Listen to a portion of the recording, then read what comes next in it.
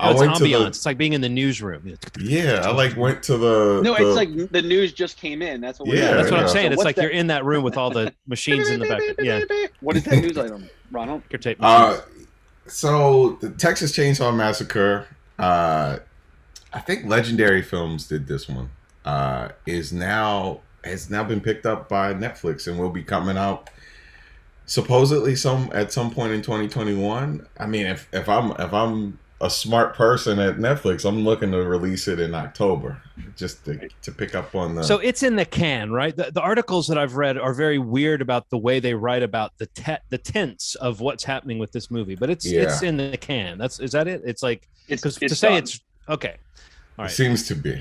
It seems to be, but yeah, I may have just read a really poorly worded article. One day we ought to do a thing. We ought to talk about some of these like entertainment articles that are written in like broken English sometimes, or it's yeah. as though they're trying not to use words and they're using like they went to the thesaurus for words they didn't need to go to the thesaurus for. Do you know that tone I'm talking about at all? Oh yeah, Yeah, yeah. yeah, yeah. It always makes me think: is it written in like Eastern Europe and they're doing the best they can with English slang, or I don't know. But I think what it is there's a press release that everybody sees first.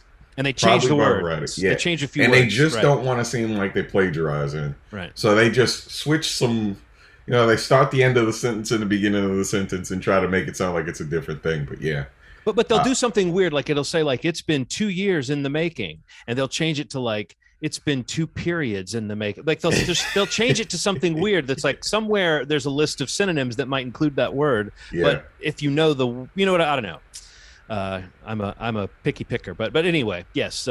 I was very confused when I read about this, but if Yeah, it's already in the oh, can, yeah, then I could yeah. see it being like, yeah, Netflix knows what they're doing with this, and they seem to know they can get a bump out of the horror stuff. Like I feel like Fear Street had a lot of people talking. Yeah.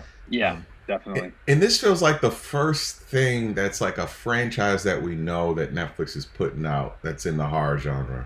This feels like this will be, if this one catches on, if this one does really well, I feel like they can probably produce some in-house stuff, some properties that we may know. I just feel like this will bring about some well-known titles and them kind of doing whatever Netflix does. I call it co-opting. I mean, I don't know what to call it exactly, but you know what I mean. Like they have this. Everybody knows at this point that Netflix has this amazing talent of taking something that you thought was dead and bringing it back to life and really making it having a good run on their service. So Like really making it the kind of thing that people talk about for 15 Yes, minutes man. and then stop talking about. and then stop talking about yeah, so like Manifest is, I mean, just to kind of keep it on the Netflix thing, Manifest got picked up by Netflix as well, and they've announced that Yeah. the third and final season is coming out. It's going to be a 20 episode or so. I think it's the fourth season. It's a fourth season. Fourth and final, yeah. I saw 20 that in the press release. episodes. 20 episodes. Like, I like what they're doing, man. I mean, I like that part. How do you feel about the Texas Chainsaw Massacre coming out on Netflix? I think it's awesome. I mean, I think it's good. I mean, this is one of those ones that, I think was filmed in like early, or I don't know when it was done, but it was in early 2020 or mid 2020, I think, from what I was reading. But like, it is a little bit of a unique pickup for Netflix because at least I guess in the horror genre, I'm trying to remember any other example of this, but like in this whole era of studios selling off their titles that were supposed to go theatrical. Yeah. This is one of the first like big quote unquote like horror properties Yes. that really has gone anywhere, because the horror genre in general, like a lot of studios have been holding it to put it in theaters still because they're still making money in theaters. Candyman's example. I mean, even Quiet Place 2. There's a number of Halloween movies. I mean, the Halloween Kills comes out, Malignant comes out. Like these movies that are still they're trying to make money on them. So I don't know. There's a quality thing with the Texas Chainsaw Massacre. This is the movie is like apparently kind of like Halloween did a few years ago, where like it's a direct sequel to the original movie. Like it's kind of wiping the slate clean of the other sequels that exist.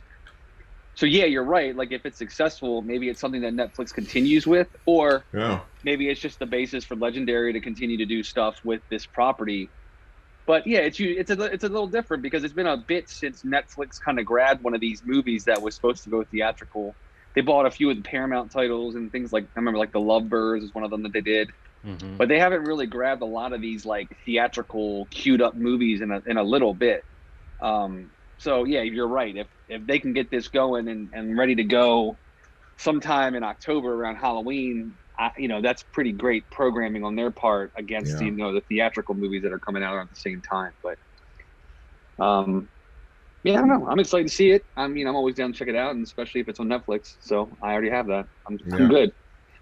What about you, John? How you feeling? I mean, similar. I'm curious to see what the movie itself is, based on what Steve was saying, that it's been reported that it picks up as a direct sequel to the first movie, which is like, we've done these franchise rewatches, and these horror franchises get sort of tangled after a while, and we're about to get to the tangled portion when we do our next episode, wrapping up the Nightmare on Elm Street series. We're going to get to the most tangled era for that series, I guess. But yeah, it seems like the Texas Chainsaw franchise if you're going to do that, this is a smart one to do it with, because it's had a couple like soft reboots and weird offshoot sequels along the way. And I'm very interested to see just what the feel and concept of this is. It seems to be picking up like a few years later with the idea that some of the characters have aged, and it might have a hook and a concept to it that makes it unique. So I'm intrigued by that. But even if it's just the Texas Chainsaw version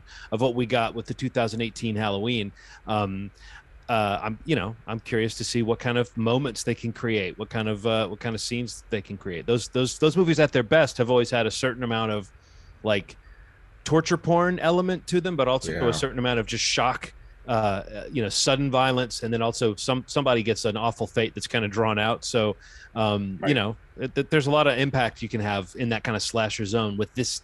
The tone of the Texas Chainsaw movies has always had it's a little bit nastier, a little bit uglier, in a weird way. So there's always the potential for that to be really memorable if someone really nails that. Yeah. Amen.